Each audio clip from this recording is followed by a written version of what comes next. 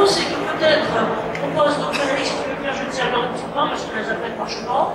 Et tu me dis, Frédéric, voilà, donc avec Frédéric, Eric, donc l'objectif étant la réadaptation des élèves. Donc je te laisse te présenter, et puis comme j'ai le droit au micro, t'interromprai quand je vais lancer. Donc, un petit peu comme tu veux, en parlant donc avec les couches lenteuses, parce que sinon, voilà, bonjour à toutes et à tous. Alors, avant de démarrer, un grand remerciement à on peut dire déjà presque une collègue, Anne-Marie, du cercle entreprise de santé, et aussi après Médical, qui nous reçoit aujourd'hui pour cette organisation. Donc, voilà, peut-être je me permettrais, juste avant de démarrer, de se dire, tiens, on a mis l'enjeu posturaux, il y a peut-être quelque chose déjà à dire ici. Est-ce que la posture, c'est quelque chose qui existe? Moi, voilà, je pense quelque chose comme ça. Il faut savoir que dans le monde biologique, en fait, quelque chose de statique ou postural, en fait, ça n'existe pas. Donc on est en permanence en mouvement.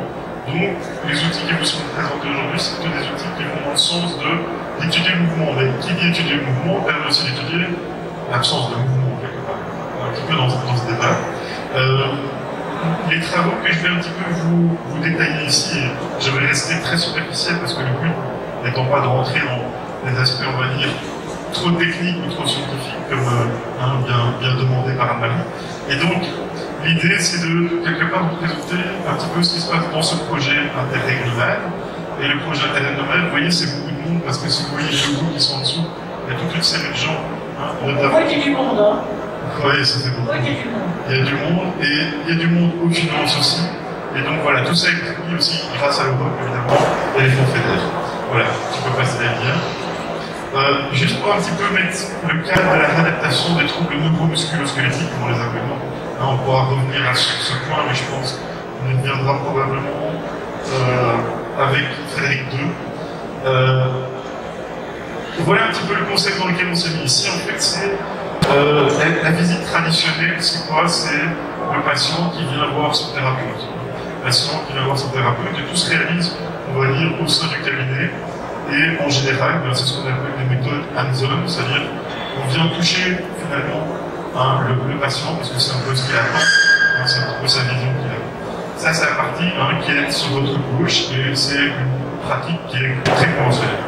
Ce que je vais vous présenter ici, aujourd'hui, c'est un petit peu le côté e-treatment, vous voyez, donc le côté comment est-ce qu'on peut faire quand on a été, par exemple, en confinement. Voilà une solution qui est proposée ici.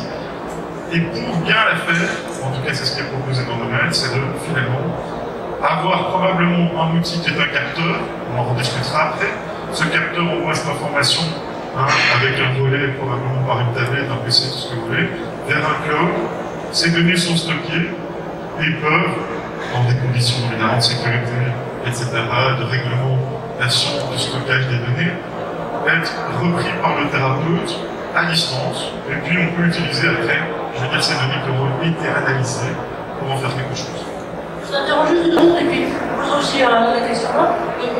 Quand tu dis ce sont des capteurs, alors, intéressant, est-ce que c'est quelque chose qui est déjà pas mal usité, j'allais dire, dans la thérapeutique classique en entreprise? Et puis l'autre question aussi, je poserai, pardon, parce que je sais qu'on en a un, mais on en a peut-être plusieurs, parce que la kinésithérapie en entreprise, voilà, je suis bien intéressé tout à l'heure par rapport aussi aux réactions là-dessus, vous avez tous les droits.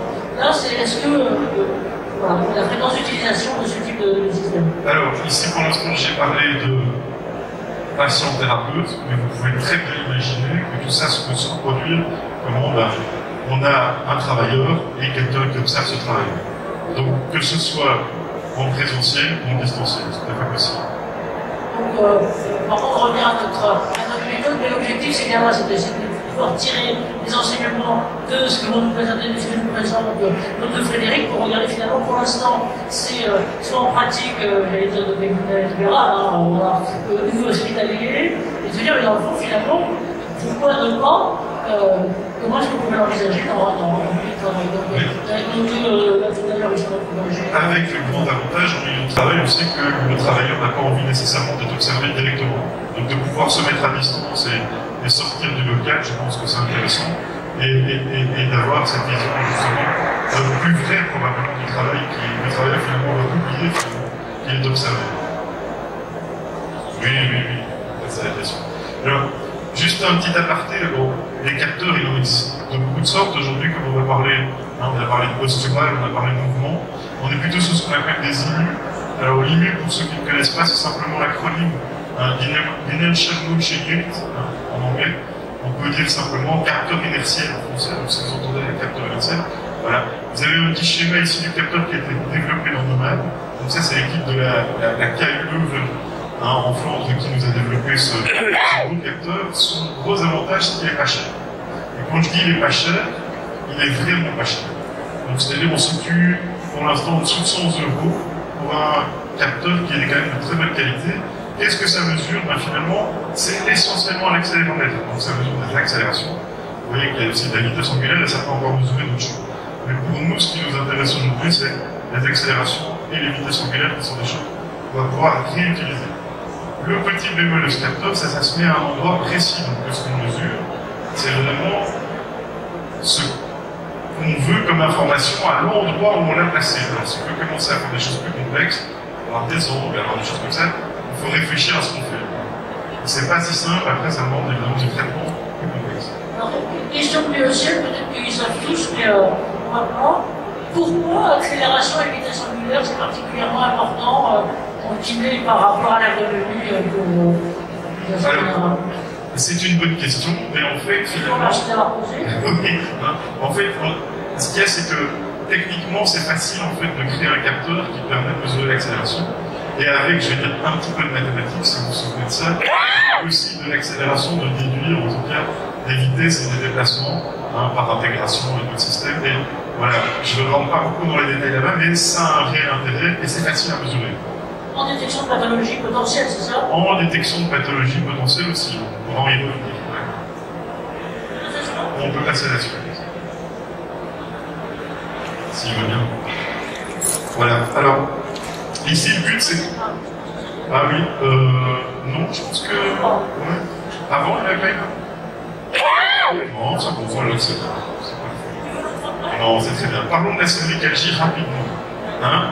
Donc, nous, ce qui nous intéresse au sein du projet Nomad, c'est ce qu'on appelle le contrôle sensorimoteur. Voilà, vous voyez, on n'est que dans le mouvement. Déjà, on est aussi dans qu'est-ce qui nous permet aussi de sentir le mouvement et de réaliser le mouvement. Et nous, c'est cette intégration qui nous intéresse.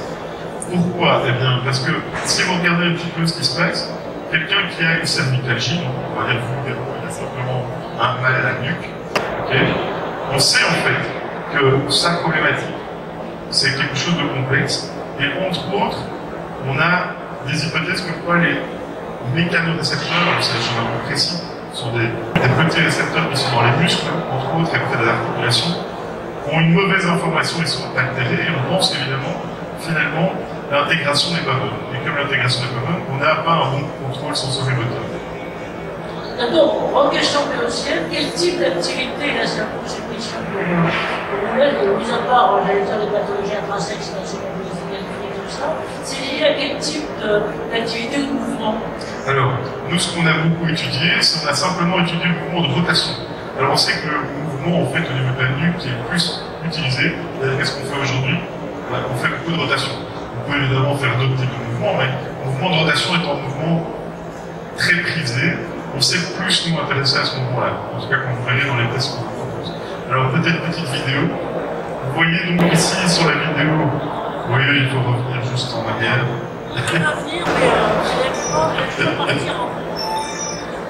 Ah oui, c'est pas grave.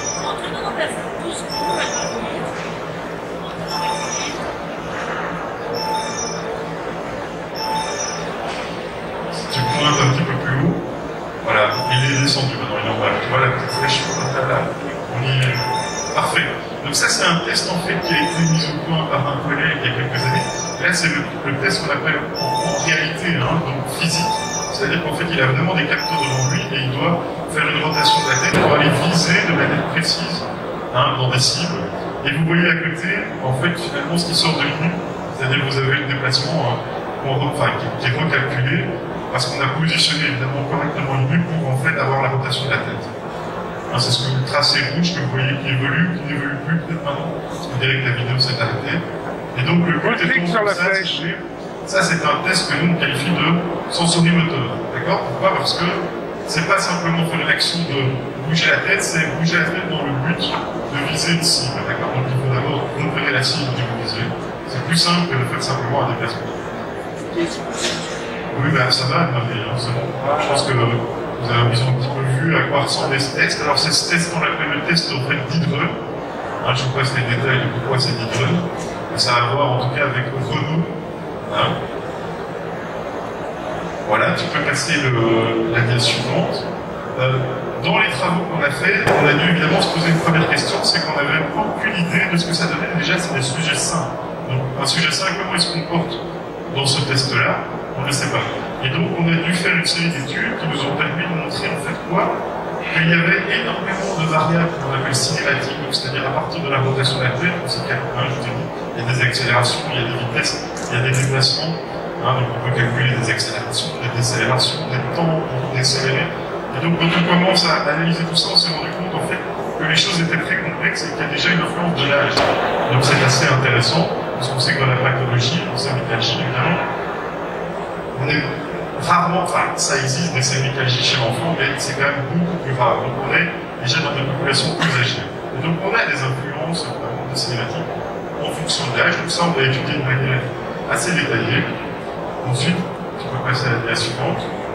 On s'est posé la question, non ça ce sera la dernière, voilà, on s'est posé la question un petit peu de savoir qu'en était-il avec des groupes de cervicalgie. Donc là de nouveau toujours ce collègue très intéressé donc, par les cervicalgies véhicules non spécifiques. Donc, on entend par non spécifique, on ne sait pas à quoi ils sont dus, mais ça c'est qu'on n'appelle pas des cervicalgies. Et donc, un traitement de thérapie manuelle, on va mobiliser, entre autres, tu sais, un petit schéma, on vous montre, on mobilise entre autres les vertèbres cervicales de manière précise. Hein, ça peut être C2 ou C6 qui sont proposés ici, donc la deuxième et la sixième vertèbre cervicale. Et on a réutilisé ce test d'Hydreux, donc sensorimoteur, et on a vu qu'il y avait, entre avant et après, donc le fait d'être mobilisé pour vectorer au niveau cervical, on pouvait trouver des indicateurs de changement dans les variables cinématiques qu'on avait utilisées, qu'on a sélectionnées, et qui sont donc mesurées simplement à partir d'un ligule, comme je vais montrer, assez facilement placé sur la tête. Merci là-dessus.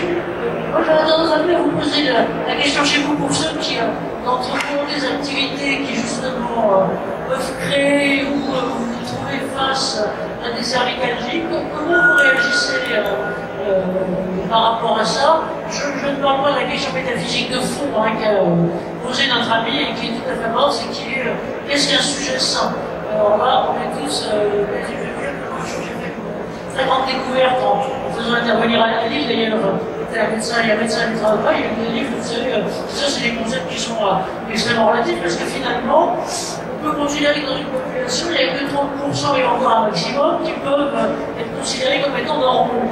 Tous les autres, on a des pathologies partout, elle est un peu mal foutue, c'est mon cas, mais je pense que j'espère que pour vous, mais voilà. Et donc, la question était au-delà du sujet sain, cervicalgie. Comment ça vous parle? Peut-être par exemple, je ne sais pas, cervicalgie, monsieur peut-être aussi, chez vous, voilà, t'as un micro, juste pour relancer pour juste poser des questions, oui. Juste peut-être relancer le débat, en fait, on entend sujet sain, on entend sujet asymptomatique. C'est-à-dire des gens qui ne se plaignent pas de douleur. Ce qui ne veut pas dire qu'ils n'ont pas une colonne cervicale au niveau radiologique qui est dégénéré ou autre, mais non, c'est des gens qui n'ont pas mal. Ça devient très compliqué, là. Bon.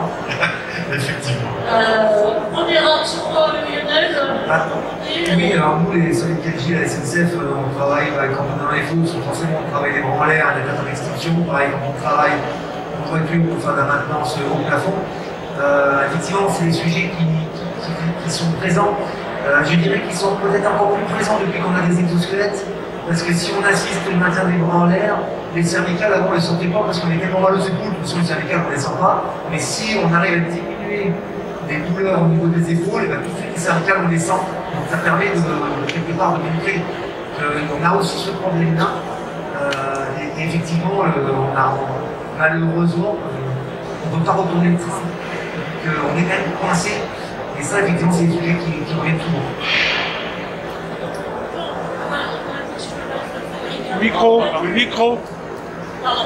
On inclut la problématique neuro sans compter encore le cycle de la douleur, c'est ça hein, que vous êtes en train de dire. C'est-à-dire que c'est très compliqué.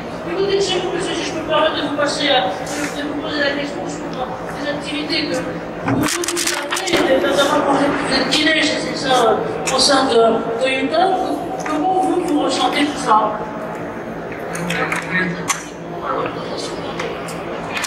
On a les mêmes problématiques en fait qu'à la SNCF parce qu'il y a beaucoup d'opérations qui sont faites sous la voiture sur une balancette et malheureusement elles ne sont pas non. Et par contre, on a des problèmes d'épaule qui apparaissent en premier et ce matin je faisais avec attention les exosquelettes, on a une réflexion sur l'utilité des exosquelettes. Et là vous me révélez en fait que ça va mettre en exergue les problèmes cervicaux. Ça peut les mettre en exergue. Alors maintenant, il existe aussi des exosquelettes pour assister l'extension cervicale. Donc, l'idéal, c'est de les coupler. Et c'est pas forcément c'est qu'une assistance. Ça va pas régler les problèmes. Merci. C'est effectivement toute la question de la prévention. Quand on n'a pas encore le signal de la douleur, qu'est-ce qu'on fait?